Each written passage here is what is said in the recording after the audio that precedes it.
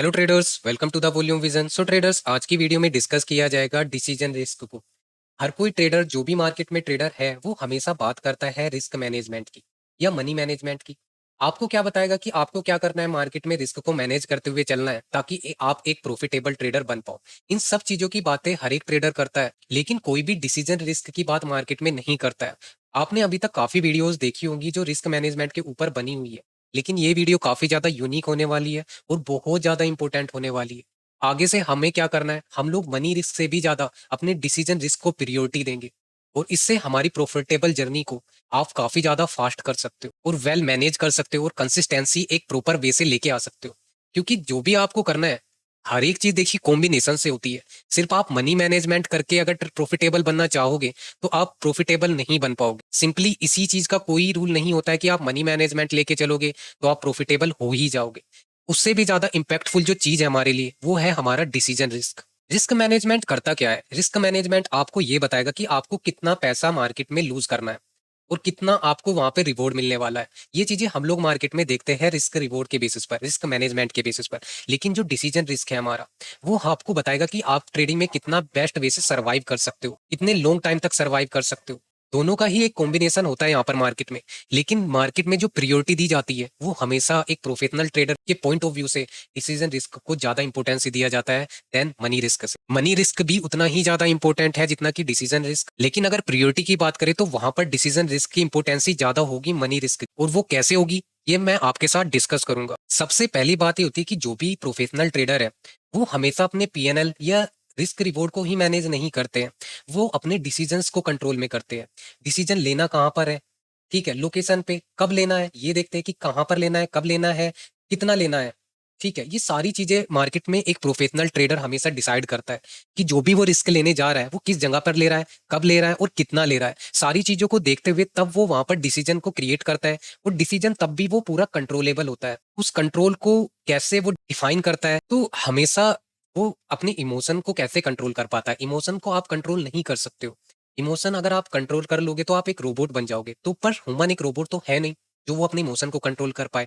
तो वो क्या करता है कि इन डिसीजन पर फोकस ज्यादा करता है, कि हर एक चीज को कंट्रोल ना करते हुए बस वो इन कुछ चीजों को पॉइंट करता है कि कहाँ पर उसको रिस्क लेना है, लोकेशन कब लेना है और कितना लेना है। अब थोड़ी सी बात करते, देखिए क्लियरली एक्सप्लेन किया जाता है कि डिसीजन रिस्क को हम लोग समझेंगे कैसे। जो एक बिगनर ट्रेडर होता है, जो बिगनर होता है, उसको मार्केट में क्या करना चाहिए? उसका काम तो मार्केट में यही है कि उसको मार्केट को समझना चाहिए, अंडरस्टैंड करना चाहिए। ठीक है, सारी चीजें, इंडिकेटर, प्राइस एक्शन, सारी चीजें उसको सीखनी चाहिए। ठीक है, ये उसका एक काम है यहाँ पर बिगनर का। लेकिन जो एक इंटरमीडिएट ट्रेडर है, जिसको मार्केट में थोड़ा एक्सपीरियंस हो चुका है, 2 साल, 3 साल, 4 साल, वो मार्केट की इन बेसिक चीजों को ऑलरेडी समझता है। अब उसके पास एक ही चीज बचती है, वो है हमारा रिस्क मैनेजमेंट। कि अब उसको अपने रिस्क को कंट्रोल करना है। ठीक है, स्ट्रेटेजी उसको पता है, सेटअप उसको पता है, प्राइस एक्शन की समझ उसको आ चुकी है। लेकिन अब उसको क्या करना है, रिस्क को मैनेज करते हुए चलना है। लेकिन सिर्फ रिस्क को मैनेज नहीं करना है, रिस्क के पीछे जो हमारा काम करता है, वो हमारा करता है डिसीजन रिस्क। इस डिसीजन रिस्क पर हमें अपने आप पर काम करना है। रिस्क मैनेजमेंट करना बहुत ईजी है। आपको क्या करना है, ट्रेड एग्जीक्यूट करना है। आपने डिफाइन कर लिया कि यहाँ पर इतना लॉस होना है, इतना प्रॉफिट होना है, ये काफी ईजी है। लेकिन जो इसके पीछे डिसीजन रिस्क है हमारा, उसको कैसे हम लोग कंट्रोल करेंगे, ये इस रिस्क मैनेजमेंट के पीछे होता है। ये हमारे लिए बहुत ज्यादा इंपॉर्टेंट। प्रॉब्लम आती कहाँ है, एक इंटरमीडिएट ट्रेडर कहाँ पर ज्यादा गिव अप करता है। होता क्या है, इंटरमीडिएट ट्रेडर के साथ कुछ चीजें होती है जो कि नेचुरल बिहेवियर एक मार्केट का। उसने एक स्ट्रेटेजी बिल्डअप कर ली है, ठीक है, एक प्रॉपर प्राइस एक्शन को समझ चुका है, उसने एक सेटअप बनाया और ट्रेड को एग्जीक्यूट किया है। ठीक है, ट्रेड एग्जीक्यूट किया, अपना लॉस फिक्स किया। उसके बाद क्या, उसके बाद होता क्या है, सपोज करिए एक इंटरमीडिएट ट्रेडर है, उसने सेल साइड ट्रेड एग्जीक्यूट की। थोड़ा तो एक ट्रेडर कंफ्यूजन में रहता है कि मैंने सेल साइड ट्रेड एग्जीक्यूट की एक परफेक्ट लेवल से, यहाँ से मार्केट को गिरना चाहिए। ठीक है, मार्केट फॉल होता है, जो भी हो, मार्केट में आपने सेल किया है।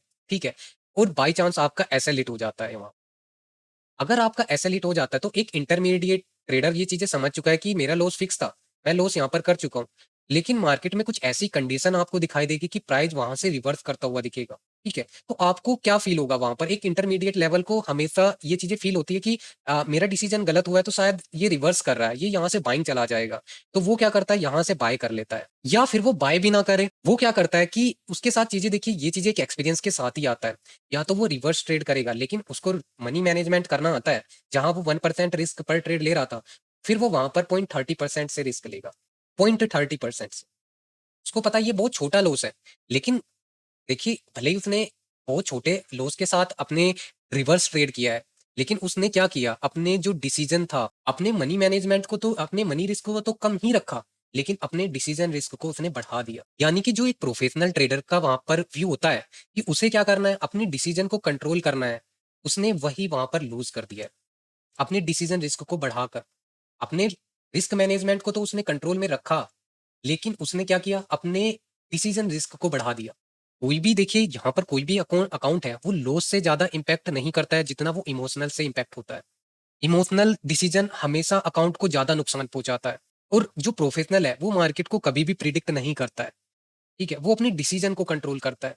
अपने जो भी डिसीजन लिए जा रहे हैं ना, उसको वो कंट्रोल करने की कोशिश करता है, ना कि प्रिडिक्ट करता है कि मेरा डिसीजन सही हुआ है या गलत हुआ है। होता क्या इंटरमीडिएट ट्रेडर के साथ, अगर देखिए उसने सेल अपॉर्चुनिटी बनाई है और उसका सेल का एसएल चला गया है, तो वो दो टाइप की ट्रेड एग्जीक्यूट करता है, ठीक है। या तो वो रिवर्स ट्रेड करेगा, या फिर क्या करेगा, अगेन एसएल हिट होने के बाद अगेन अगर प्राइस कंटिन्यू करता है, तो वो वहां पर फिर से कंटिन्यूएशन ट्रेड एग्जीक्यूट करेगा, ठीक है।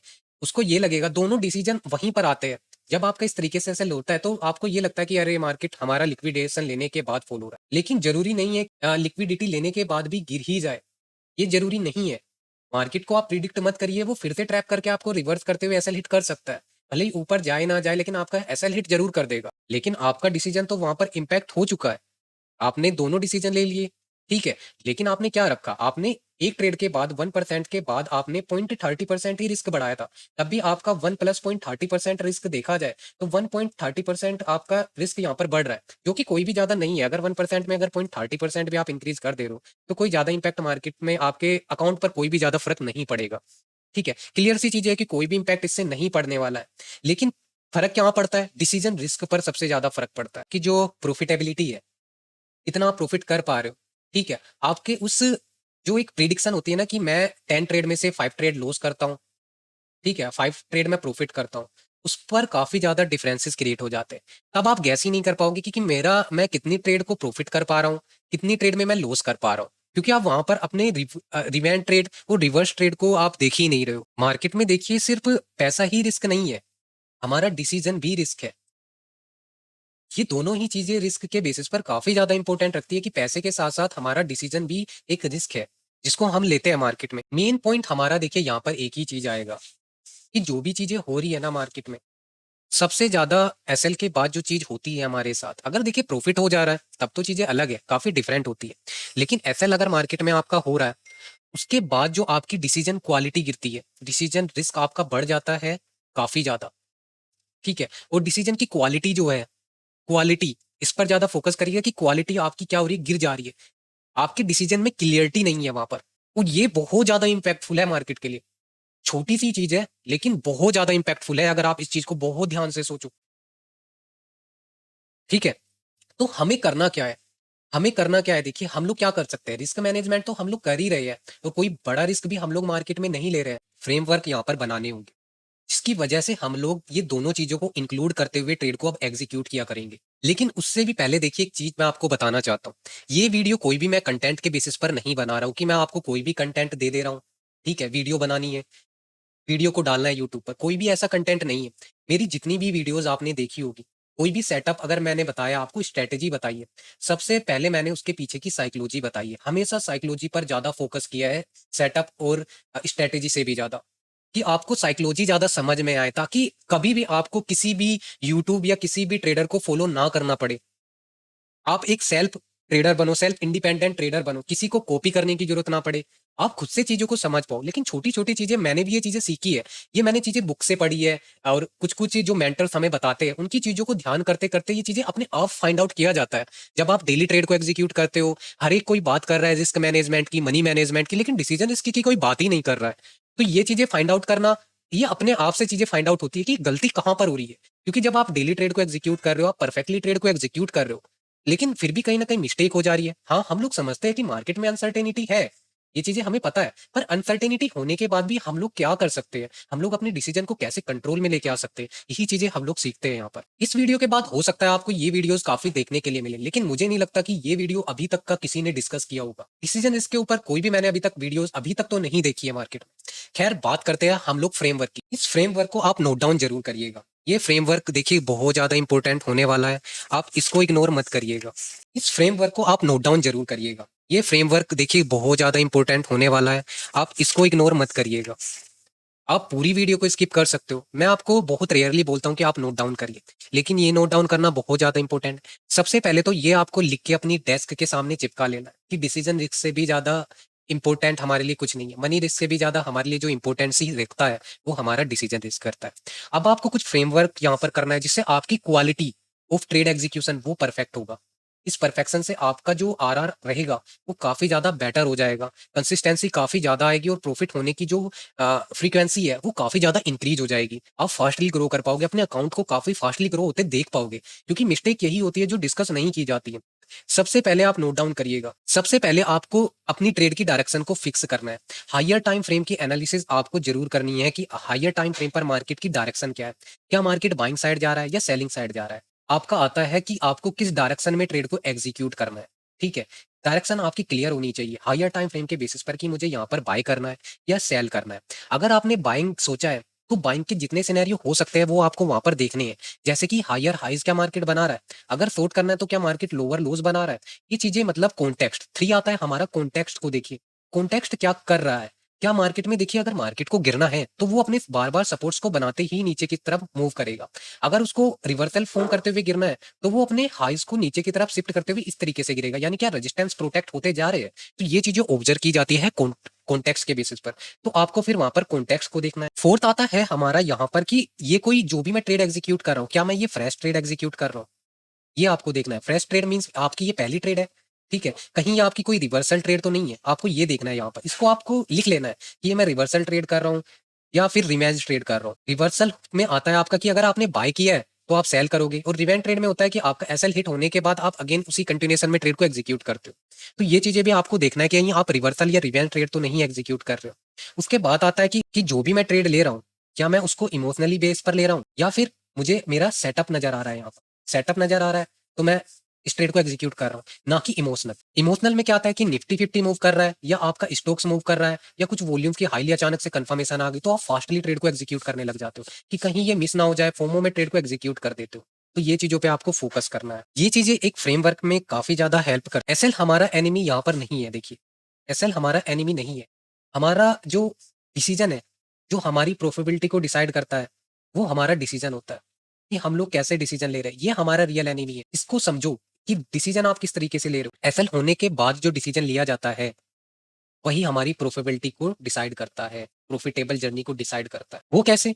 एसएल हिट होने के बाद क्या होता है, जो डिसीजन लिया जा रहा है कि क्या मैं मुझे अब ट्रेड नहीं करना है, ठीक है, क्या मैं रिवेंज ट्रेड नहीं कर रहा हूँ, रिवर्सल ट्रेड नहीं कर रहा हूँ, ये सारे डिसीजन वहां पर आते हैं कि मेरा एसएल हो गया। लॉस के बाद जो रिग्रेट आता है या अपनी मिस्टेक के आइडेंटिफाई करते हो, जो भी यहाँ पर जब एसएल होने के बाद जो इमोशन आते हैं वहां पर रिग्रेट के और फ्रस्ट्रेशन के, जो भी आपको वहां पर इमोशन आ रहे हैं वही डिसीजन सबसे ज्यादा इंपॉर्टेंसी रखता है, और यही डिसीजन हमारी प्रोफिटेबिलिटी को और ज्यादा इंक्रीज कर देता है अगर हम इन चीजों पे कंट्रोल करने लगते हैं कि मेरा ऐसा लीट हो गया, ठीक है, मैं अब एग्जिट करूंगा, अब मैं मार्केट को नहीं देखूंगा, मैं सिस्टम क्लोज कर दूंगा, मेरा पर डे लॉस फिक्स था, मैंने कर ट्रेड लिया, लॉस हो गया, एग्जिट करो, कुछ और काम करो, कुछ और चीजों पे ध्यान दो। कहां पर आपको ध्यान देना है? अगर आपका ऐसा हिट हो जाए तो आप क्या करो फिर मार्केट में?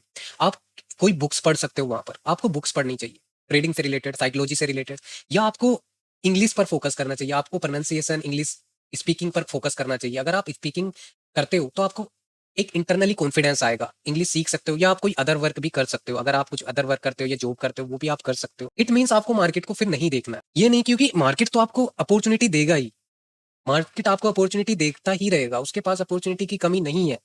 तो वो तो आपको अपॉर्चुनिटी देगा ही और वो आपको बुला लेगा कि आओ यहाँ पर ट्रेड एग्जीक्यूट करो।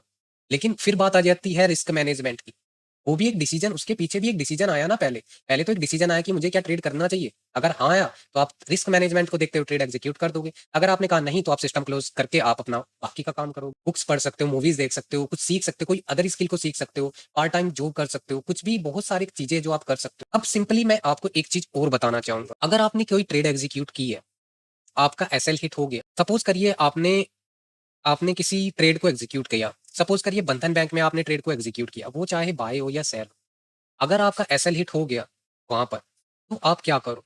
बेस्ट वे है कि अगर आपने परफेक्टली एनालिसिस कर रखा था, वो ट्रेड को आपने सारी एनालिसिस परफेक्ट थी, आपकी daily time frame, reversal, Nifty 50 को देखते हुए, सेक्टर वीक था, हर चीज देखते हुए, लेकिन फिर भी एसएल हिट हो गया, ठीक है। तब उसको क्या करो? अपनी वॉच लिस्ट से तुरंत एग्जिट कर दो। वॉच लिस्ट से एग्जिट करने के बाद आपको वो स्टॉक्स फिर दिखेगा ही नहीं कि वो रिवर्स कर रहा है या आपकी डायरेक्शन में जा रहा है या वो कहीं पर भी जाए।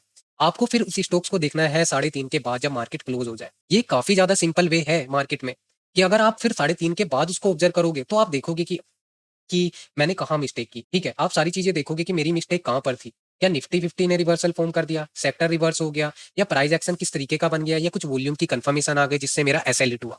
उस मिस्टेक को आप रियल में फाइंड आउट कर पाओगे, ठीक है, और आपका डिसीजन काफी ज्यादा बेस्ट हो जाएगा। आपको डिसीजन लेने की कैपेसिटी आपकी बढ़ जाएगी, फ्रीक्वेंसी इसकी बढ़ जाएगी। नेक्स्ट टाइम आपको वो ट्रेड काफी अच्छे से याद भी रहेगी। अगर आप रिवर्सल रिवेंज बार बार ट्रेड एग्जीक्यूट करते हो, तो आप कंफ्यूजन, माइंड हमारा कंफ्यूज हो जाता है, वो प्रिडिक्ट फिर नहीं कर पाएगा, उसको ट्रेड सही तरीके से याद नहीं रहेगी कि मैंने यहाँ पे रिवर्सल ट्रेड ली थी, कि मार्केट वहां से ट्रैप करके फॉल होता है या रिवर्स हो जाता है या अगेन कंटिन्यूएशन कैसे करता है, आप कंफ्यूज रहोगे वहां पर। लेकिन अगर आप इस तरीके से करोगे कि आप उस स्टॉक्स को अपनी वॉच लिस्ट से हटा दोगे, या आप जो भी ट्रेड एग्जीक्यूट करें उसको वहां से हटा दोगे, तो फिर आप सही तरीके से उस ट्रेड की मिस्टेक को समझ पाओगे, और उसका जर्नल आपको बनाना है।